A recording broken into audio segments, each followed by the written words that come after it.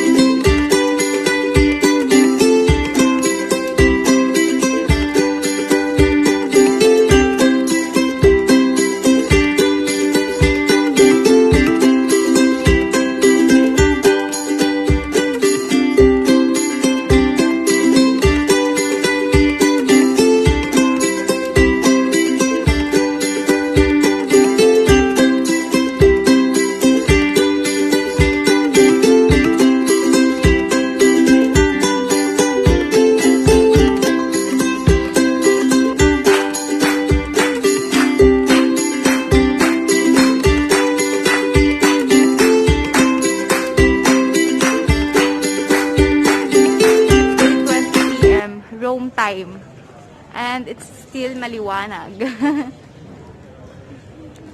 Guys, that's our day.